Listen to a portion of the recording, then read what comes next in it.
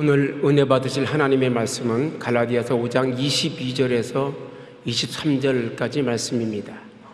갈라디아서 5장 22절에서 23절까지 말씀을 함께 봉독하겠습니다. 오직 성령의 열매는 사랑과 희락과 화평과 오래 참음과 자비와 양선과 충성과 온유와 절제니 이 같은 것을 금지할 법이 없느니라. 아멘. 인사 나누겠습니다. 오늘은 참으로 좋은 날입니다. 사랑의 예수님이 우리와 함께 계십니다. 예수님 안에서 좋은 일이 있습니다.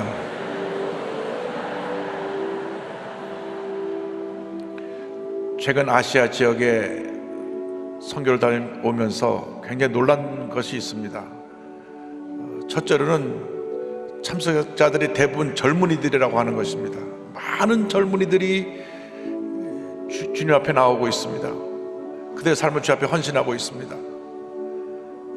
아시아교회 미래가 있습니다. 둘째로는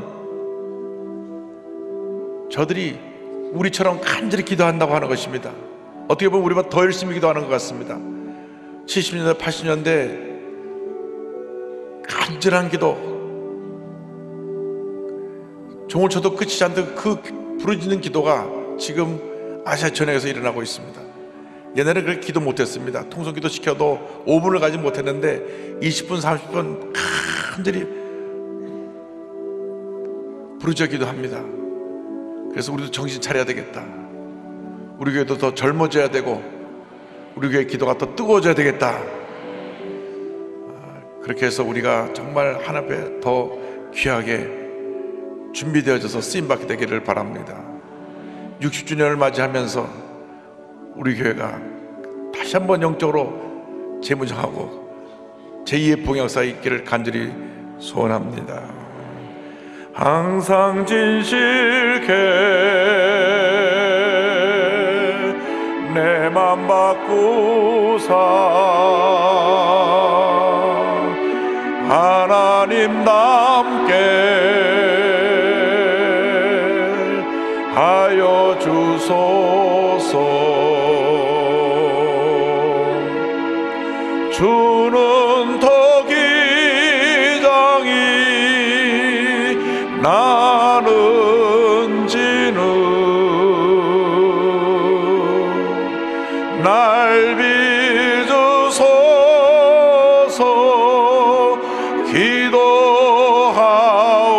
기도하오니 항상 진실케 내 맘 바꾸사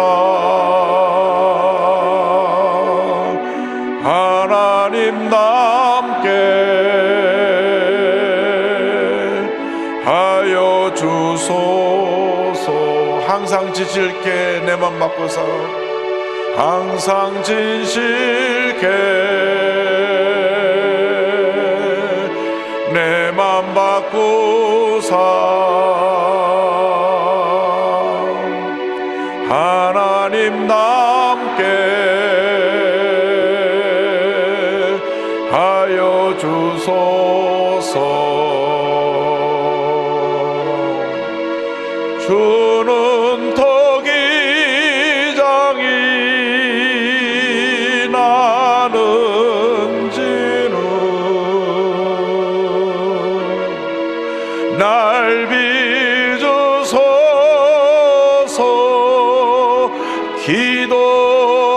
기도하오니 항상 진실케 내 맘 바꾸사 하나님답게 하여 주소서. 성령 충만 받아서 주님 모습 닮아가는 우리 모두가 되기 위해서 우리 대한민국의 1천만 크리스찬들이 그렇게 변화되어서 한국 사회를 주님의 사랑으로 변화시키는 일꾼들이 되기 위해서 북한이 무력 도발을 포기하고 남북과 평화통일을 이룬 날이 다가오도록 주님 역사해 주실 것을 간구하면서 통성으로 기도합니다. 주여, 주여, 주여. 사랑과 은혜와 자비와 모신 하나님 아버지 간절히 기도를 드립니다. 주의 성령으로 충만케 하여 주길 간절히 바라고 원합니다.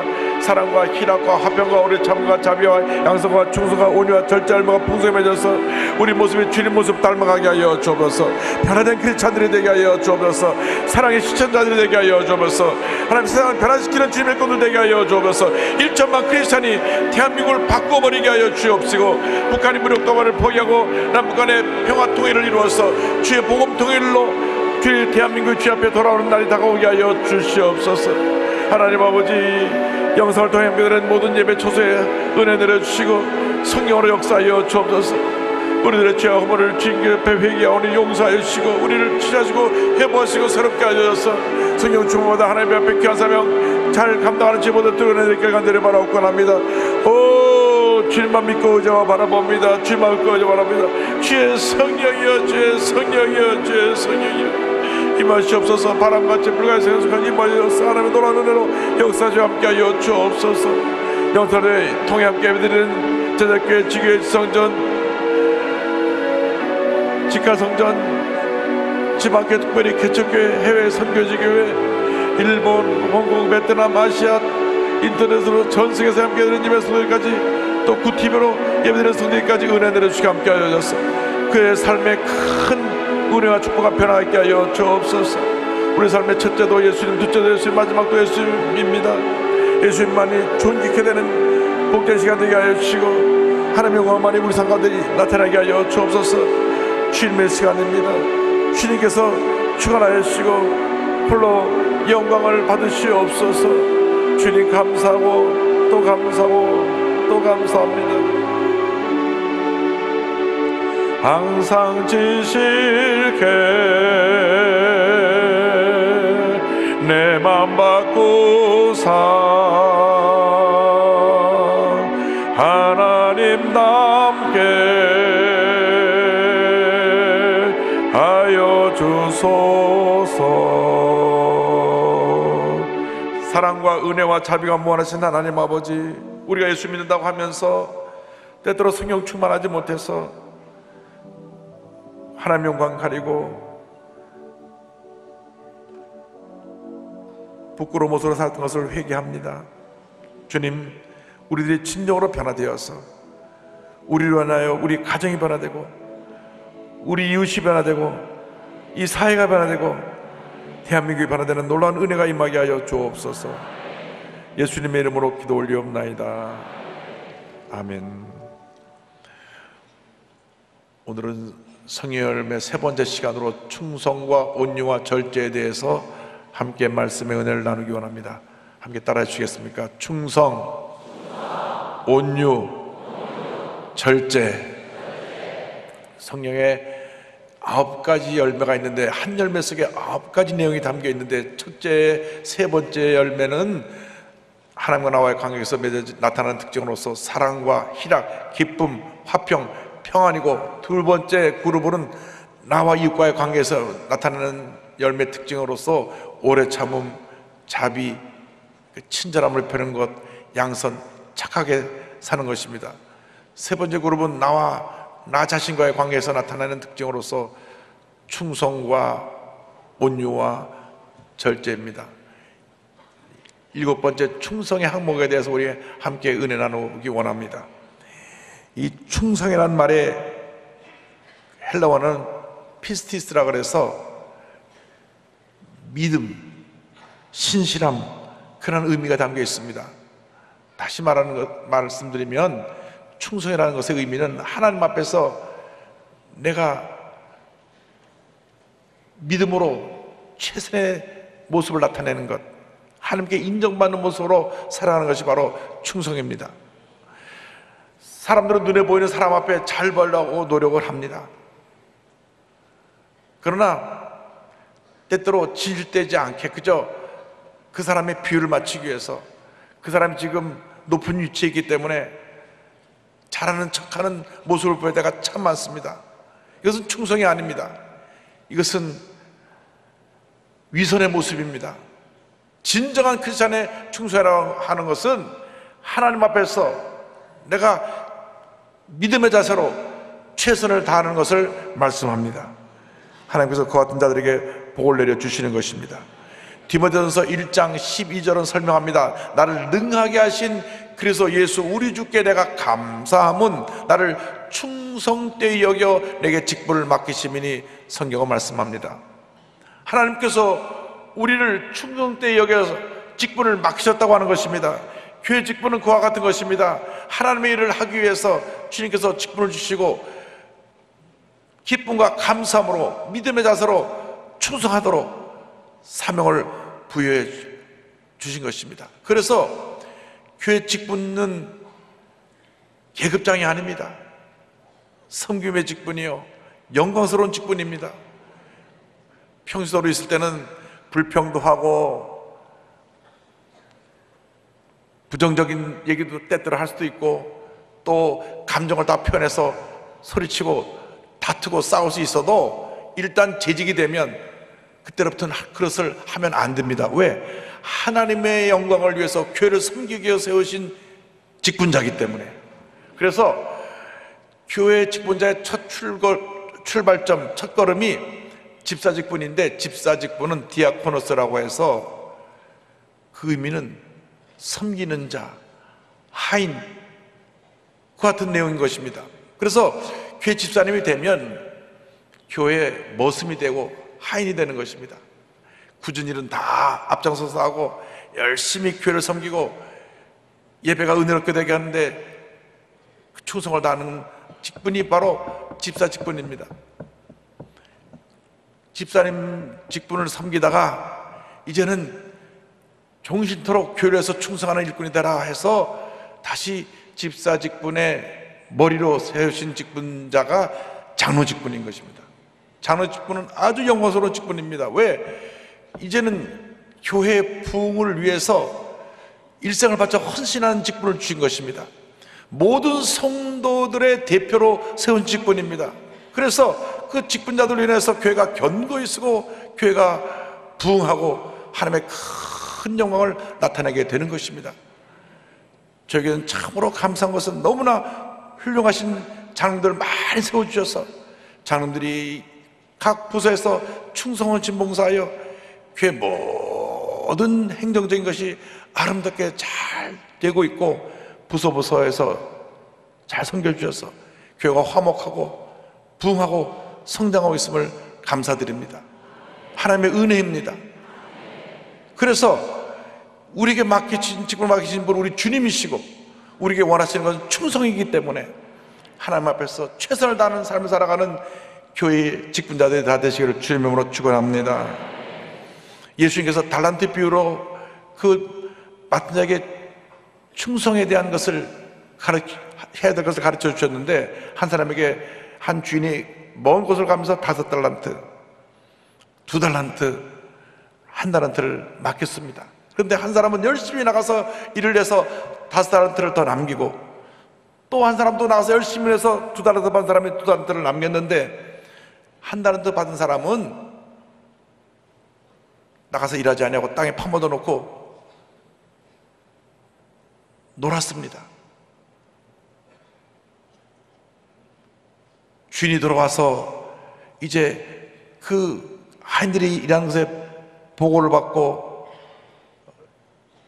그들을 평가하는데 5달란트 받은 사람이 5달란트 남긴 사람이나 2달란트 받은 사람이 2달란트를 남긴 사람이나 칭찬이 똑같습니다. 마태복음 25장 21절 보면 그 주인이 이르되 잘하였도다 착하고 충성된 종아 내가 적은 일에 충성하였으면 내가 많은 것을 내게 맡기리니 내 주인의 즐거움에 참여할지어다 하고 할렐루야. 여러분 모두가 주님 앞에 설 때 잘하였도다 착하고 충성된 종아 칭찬받는 여러분들에게는 주님으로 축원합니다. 그런데 게을러서 이 1달란트를 땅에 묻어두고 그저 놀고 먹었던 한 종은 주인으로부터 책망을 받고 심판을 받았습니다. 마태복음 25장 26절입니다. 그 주인이 대답하여 이르되 악하고 게으른 종아, 나는 심지 않은 데서 거두고 해치지 않은 데서 모른 줄로 내가 알았느냐. 그러므로 우리는 늘 하나님 앞에서 의식을 가지고 최선을 다하는 삶을 살아야 합니다. 구약의 요셉은 아들로서 아버지의 말씀을 잘 순종하고 맡긴 일에 최선을 다하는 충성된 자녀였고, 그가 억울하게 눈물 쓰고 노예로 팔려갔지만 노예로서 그 자리에서 열심히 충성해서 주인에게 인정을 받았고, 또 모함을 받고 죄수로 그가 감옥에 들어가게 됐지만 그곳에서도 맡겨진 모든 일에 충성하여서 간수장이 그를 높여 감옥 전체를 돌보게 했던 것입니다. 그랬더니 하나님께서 때가 되매 높이셔서 불과 30살의 나이에 당시 최대의 강대국인 애굽의 총리 대신이 되게 만들어 주셨습니다. 그런 총리가 되었어도 교만하지 아니하고 하나님 앞에서 충성 헌신하여서 온 애굽 사람과 이방 사람들에게 존경받는 재상이 되었습니다. 그렇습니다. 예수 믿는 사람은 이렇게 살아야 합니다. 어디를 가든지 충성하고 최선을 다하고 헌신함으로 말미암아 인정받고 칭찬받고 장차 주님 앞에 설 때 잘하였도다 착하고 충성된 자와 칭찬받는 모두가 되기를 주님으로 축원합니다. 자녀들은 자녀들로서 자녀의 자리에서 충성해야 되고, 부모님 부모의 자리에서, 주부는 주부의 자리에서, 직장인은 직장인의 자리에서, 경영인은 경영인의 자리에서, 전문인은 전문인의 자리에서, 예수인은 예수인의 자리에서 충성해야 되는 것입니다. 하나님은 단 한 번도 게으른 사람들에게 복을 주신 적이 없습니다. 성공은 충성하는 사람들에게 주시는 선물인 것입니다. 나이가 많고 적음의 문제가 아닙니다. 내가 있는 곳에서 나에게 맡겨주신 일에 최선을 다하고 충성하면 그것이 하나님께 인정받는 길이요 복받는 길인 것입니다. 모세는 120세까지 충성했습니다. 히브리서 3장 5절에 또한 모세는 장래에 말할 것을 증언하기 위하여 하나님의 온 집에서 종으로 신실하였고 그랬습니다. 고린도서 4장 1절 2절에 우리에게 주님 주신 말씀이 있습니다. 사람이 마땅히 우리를 그리스도의 일꾼이요 하나님의 비밀을 맡은 자로 여길지어다. 그리고 맡은 자들에게 구할 것은 충성이니라. 우리에게 주께서 맡기신 하나님의 비밀이 무엇입니까? 예수 그리스도가 구세주 되신다고 하는 복음의 비밀인 것입니다. 그러므로 우리 가는 그 어디서 무엇을 하든지 간에 이 복음의 비밀을 전해야 됩니다. 예수님이 나의 구세주가 되시고 당신의 구세주가 되십니다. 예수를 믿을 때 예수님의 은혜로 말미암아 당신의 삶이 변화되고 하나님의 은혜 가운데로 축복받은 삶을 살게 될 것입니다. 이 귀한 복음을 전해야 할 것입니다. 지난 8월 17일 날 제5회 성천상, 아주 귀감되는 의료인들에게 주는 상을 받은 91세 국내 최고령 의사 한원주 권사님이 계십니다. 소망교회 권사님이신데요, 평생 3분의 2의 60년의 그 긴 시간을 의사로, 그 중에서 40년이 넘는 세월을 소외된 이웃을 위해 인수를 베풀며 살아오신 귀한 권사님이십니다. 3대째 믿는 가정에서 태어났는데 아버님은 독립운동가의 의사였습니다. 경성여자의학전문대학을 졸업하고 미국에 유학가서 인턴레전드를 거쳐 한국에 돌아와 원어병원에서 10년간 근무하고 나서 1968년 병원을 열게 되었는데, 미국에서 공부하고 온 사람이라 해서 얼마나 많은 사람들이 오는지 돈을 많이 벌었습니다. 그런데 그 기쁨도 잠깐 1979년 남편이 먼저 세상을 떠났어요. 하늘이 무너진 것 같았습니다. 그렇게 고백합니다. 남편이 갑작스레 세상을 떠났어요. 인생의 의미를 잃어버렸어요. 기도를 해도 이게 아니잖아요, 하나님 정말 이럴 수 있습니까? 라는 하소연부터 터져 나왔어요. 하지만 그 사건을 통해 하나님이 왜 나를 의사의 길로 인도하셨을까부터 되짚어보게 만드시더군요. 문득 아버님이 생각났습니다. 아버님은 독립운동하면서 의사였는데 일제치하에서 병든 사람을 치료하는 일에 앞장서서 혈액 퇴치운동, 또 콜레라 예방운동, 한센병 환자 돌보기, 형무소 수감되어 있는 환자들 돌보기, 또 두메산골에 의료시설 없는 것에 무료 진료를 하는 일에 모든 노력을 기울이셨던 것을 기억하고 이것이 나의 사명이다.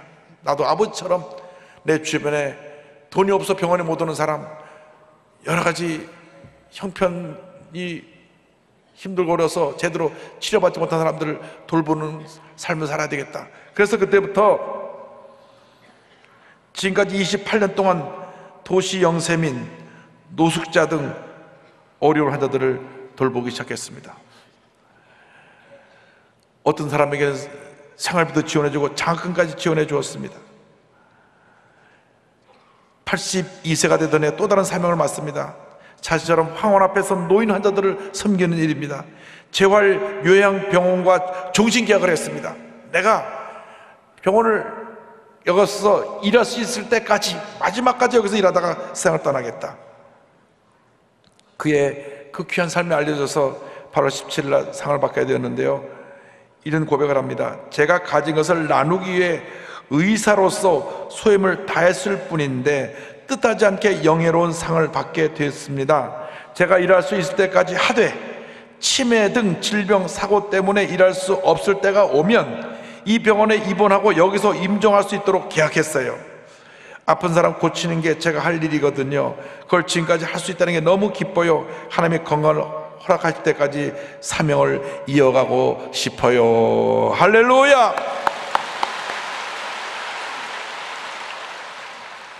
얼마나 귀한 권사님인지 모릅니다. 나이가 91세가 된데도 하나님께서 건강 주셔서 지금 환자를 돌보고 있어요.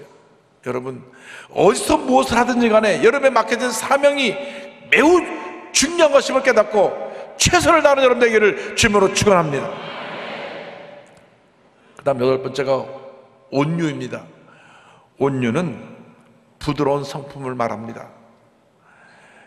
요즘 너무나 사람들이 사나워졌어요. 사람을 사귀는 것도 잘 사귀어야지, 사귀다가 헤어지면 요즘 헤어졌다고 가서 칼로 찔러 죽이고 가서 폭력을 행사하고 차로 들이받고, 전 뉴스를 보면서 가슴이 섬찟섬찟합니다. 우리 교회 청년들이 사람 잘 사귀어야 되겠구나. 이런 폭력성 있는 사람을 사귀었다면 큰일 나겠구나.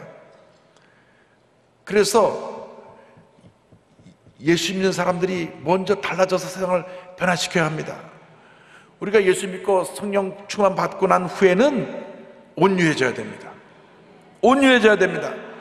온유해지지 않으면 아직 충만받은 게 아닙니다. 그것은 부드러움입니다. 이 세상에 가장 온유하셨던 분이 우리 예수님이십니다. 그렇게 핍박받고 욕을 먹고 고난을 당하셔도 늘 그것을 온유함으로 참고 견디고 이기셨습니다. 이사야 53장 7절은 설명합니다. 그가 곤욕을 당하여 괴로울 때도 그의 입을 열지 아니하였으며 마치 도수장으로 끌려가는 어린 양과 털깎는 자 앞에서 잠잠한 양같이 그의 입을 열지 아니하였도다. 자신을 공격하는 사람들을 사랑으로 포용하셨고 십자가에 못 박는 사람까지 용서하셨습니다. 누가복음 23장 34절입니다. 이에 예수께서 이르시되 아버지 저들을 사하여 주옵소서 자기들이 하는 것을 알지 못함이니이다. 이사야 42장 1절로 3절은 이와 같이 말씀합니다. 내가 붙드는 나의 종 내 마음에 기뻐하는 자 곧 내가 택한 사람을 보라. 내가 나의 영을 그에게 주었은즉 그가 이방에 정의를 베풀리라. 그는 외치지 아니하며 목소리를 높이지 아니하며 그 소리를 거리에 들리게 하지 아니하며 상갈대를 꺾지 아니하며 꺼져가는 등불을 끄지 아니하고 진실로 정의를 행할 것이며. 고함치고 소리 지른다고 해서 문제가 해결되는 것이 아닌데, 사람들은 목소리가 크면 자기의 뜻이 이루어진다고 생각하는 경우가 종종 있습니다. 그건 잘못된 것입니다. 목소리를 높인다고 해서 그것이 통과된다고, 그 떼거리처럼 모여서 소리친다고 문제가 해결되는 것은 아닙니다. 예수 믿는 사람은 그 반대로 나가야 합니다. 소리쳐야 될 때 소리치지 아니하고 온유함으로 감정을 다스리고 우리를 대적하는 사람들을 사랑으로 품을 때 하나님의 은혜가 임하게 되는 것입니다. 마태복음 10장 29절에 예수님 말씀하셨습니다. 나는 마음이 온유하고 겸손하니 나의 멍에를 메고 내게 배우라. 내게 배우라. 내게 배우라. 예수님 말씀입니다. 예수님을 진정으로 사랑하십니까? 예수님 말씀에 순종하시기 바랍니다.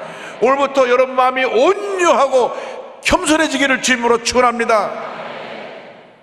감정 다 표현하고 살지 말고, 소리 지르고 싶다고 다 소리 지르고 살지 말고, 그럴수록 감정을 잘 조절해서 온유한 마음을 가지고 사랑으로 권면하고 품고 대화 나누면서 아름다운 하모니를 이뤄가는 여러분 되기를 바랍니다. 뉴욕타임즈 최장기 베스트셀러로 130주 동안 베스트셀러였고 1000만 권이 넘게 팔린 책이 최근에 나왔습니다. 49개국 언어로 번역되었는데요, 게리 체프먼의 5가지 사랑의 언어라고 하는 책입니다. 이 책에서 온유에 대해서 이렇게 설명합니다. 사랑은 온유하다. 우리는 사랑의 감정을 말로 전달하고 싶으면 온유한 말을 써야 한다. 온유한 말투로 해야 한다. 우리의 배우자는 우리가 사용하는 말보다는 그 어투로 내용을 이해한다. 같은 말이라도 크고 거칠게 표현하면 그것은 사랑의 표현이 아니라 비난하고 정죄하는 표현이 될 것이다. 솔로몬은 유순한 대답은 분노를 쉬게 하여도 라고 했다. 배우자가 몹시 화가 나서 말을 함부로 할 때라도 당신이 그를 계속 사랑하기를 원한다면 더 열을 내며 화를 부추길 것이 아니라 부드러운 말을 해야 할 것이다. 여러분 기억하시기 바랍니다. 상대편이 거친 말하고 목청을 높여 소리 질러도 여러분은 목소리를 낮춰야 돼요. 마음속으로 할렐루야 할렐루야 하고 마음을 가라앉히고 얼굴에 미소를 띠고 웃으면서 아 그래요. 소리가 크면 소리를 더 작게 해야 됩니다. 저 사람이 잘 안 들리게. 그러셨어요? 그러면 그 사람이 갑자기 소리가 작아지는 것입니다. 저 사람이 왜 내가 소리를 좀 같이 소리를 안 지르나? 여러분 그렇게 감정을 다 표현해갖고 싸워보고 난 후에 마음이 편치가 않습니다. 여러분 잘 아시잖아요. 마음이 편치가 않아요. 밥 먹어도 제대로 소화도 안 되고 감정만 나빠지는 것입니다. 온유하시기 바랍니다.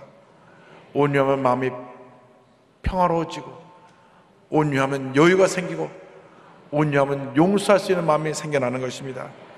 잠언서 15장 1절을 말씀합니다. 유순한 대답은 분노를 쉬게 하여도 과격한 말은 너를 격동하느니라. 그런데 이 온유한 자에게 이 땅에 복도 주신다고 시편 37편 11절은 말씀합니다. 그러나 온유한 자들은 땅을 차지하며 풍성한 화평으로 즐거워하리로다. 누가 많은 땅을 차지하느냐? 온유한 사람이. 이삭은 참으로 온유한 사람이었습니다. 그가 농사를 지어서 100배를 얻으니까 그 집 블레셋 사람들이 시기하고 질투해서 그를 공격해 왔습니다. 애써 땅을 파 우물을 만들었더니 와서 우물을 뺏었습니다. 당시 물이 귀했습니다. 물을 얻기 위해서 땅을 많이 파야 되는데 한 번 파서 물이 나오는 것이 아니라 여러 곳을 파서 물이 어디서 한 번 나오는 곳을 찾는 그런 시절인데 우물을 빼앗아갑니다. 그런데요 이삭이 다투지 않았어요. 다른 곳으로 옮겨서 또 우물을 팠습니다. 물이 또 나왔습니다. 그래 또 달려서 그 우물을 뺏었습니다. 싸우지 않고 그 우물을 그냥 양보해 줬습니다. 하인들이 말합니다. 아이 저 사람들 왜 저렇게 무리하게 그러는데 주인님 그러십니까? 아니야 원하면 주고 우리 가서 또 가서 파면 되지. 가서 또 땅을 팠더니 또 물이 나왔습니다.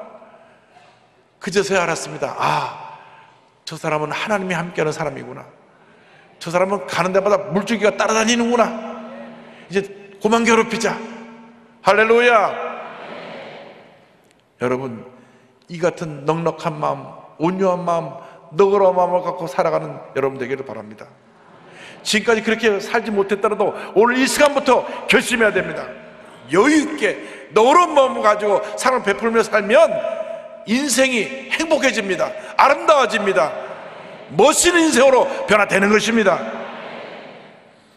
창세기 20장 22절에 설명합니다. 이삭이 거기서 옮겨 다른 우물을 봤더니 그들이 다투지 아니하였으므로 그 이름을 르호봇이라 하여 이르되 이제는 야곱께서 우리를 위하여 넓게 하셨으니 이 땅에서 우리가 번성하리로다 하였더라. 주여 온유한 마음을 갖고 살게 하여 주시옵소서. 마지막 9번째가 절제입니다. 절제는 셀프 컨트롤, 자신을 잘 조절하는 것입니다. 특별히 마음을 잘 다스려야 합니다. 잠언서 25장 28절은 설명합니다. 자기의 마음을 제어하지 아니하는 자는 성읍이 무너지고 성벽이 없는 것과 같으니라. 마음이 무너지면 다 무너지는 것입니다. 마음을 잘 절제해야 됩니다. 자동차를 운전하는 사람이 스피드 내고 싶다고 해서 막 밟으면, 절제하지 못하면 속도 위반으로 티켓도 띄고 또 사고도 나고 많은 오름이 당하는 것입니다. 그래서 모든 일에 절제해야 됩니다. 특별히 운동선수들은 얼마나 절제하는지 모릅니다. 먹고 싶은 것도 몸 관리를 위해서 먹지 않고, 쉬고 싶어도 몸을 위해서, 체력을 위해서 계속 훈련을 하고, 잠자는 것, 먹는 것, 모든 것 다 절제합니다. 또 정신도 늘 건강한 정신을 유지하도록 노력을 합니다. 이 골프한 사람은 이 정신이 무너지면, 멘탈이 무너지면 다 무너진다 그래서 늘 긍정적인 생각을 갖고 그렇게 공을 친다고 합니다. 그렇기 때문에 운동선수보다 우리는 더 절제해야 됩니다. 왜?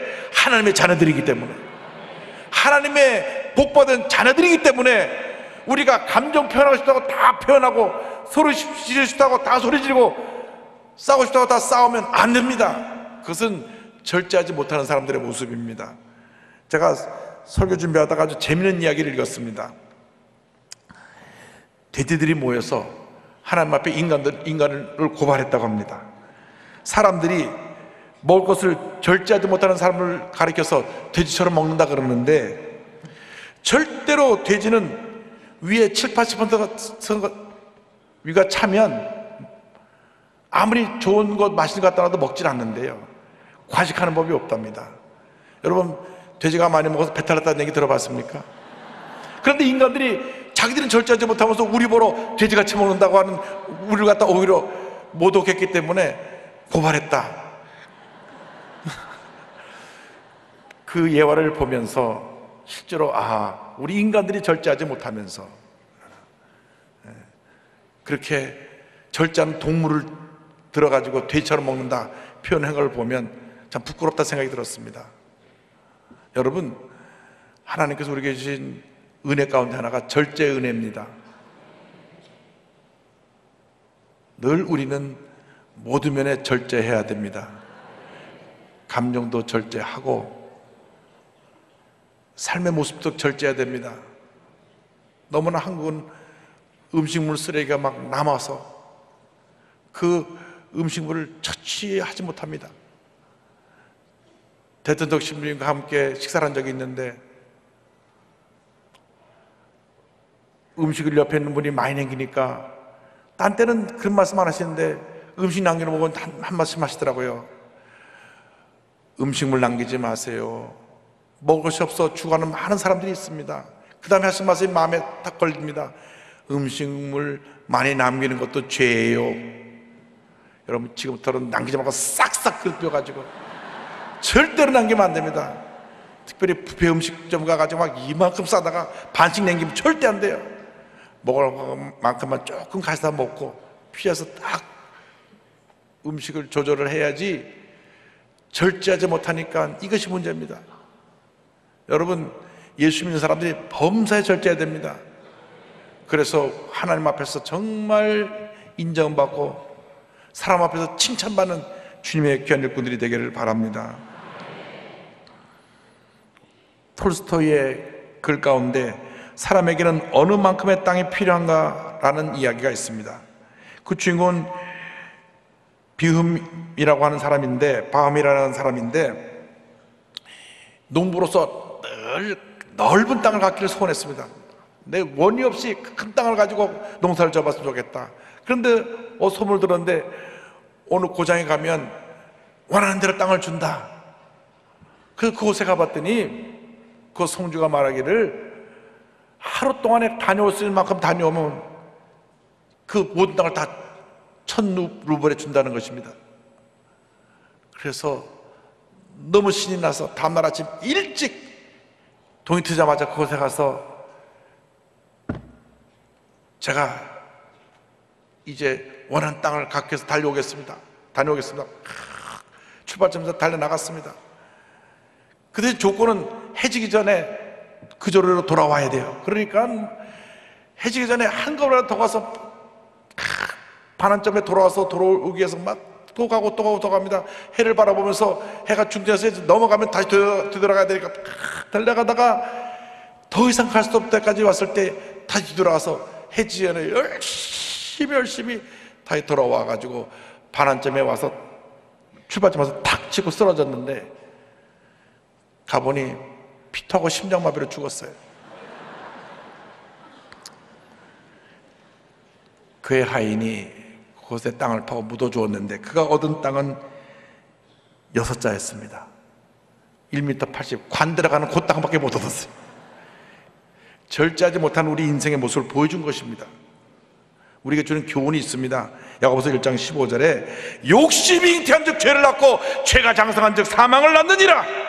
갈라디아서 5장 10절로 말씀합니다. 내가 이르노니 너희는 성령을 따라 행하라. 그리하면 육체의 욕심을 이루지 아니하리라. 철저하게 자신을 절제하고 훈련해서 하나님 앞에서 인정받고 사람 앞에 존경을 받는 여러분 모두가 되시기를 주님의 이름으로 축원합니다. 기도하겠습니다. 사랑과 은혜와 자비가 무한하신 하나님 아버지, 우리가 하나님 앞에서 성령으로 충만하여 풍성한 열매 맺는 주님의 일꾼 되기 원합니다.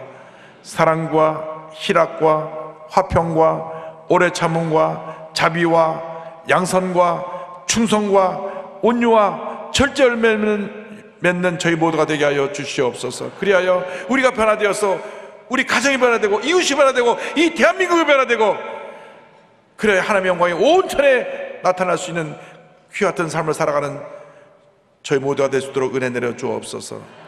예수님의 이름으로 기도 올리옵나이다. 아멘.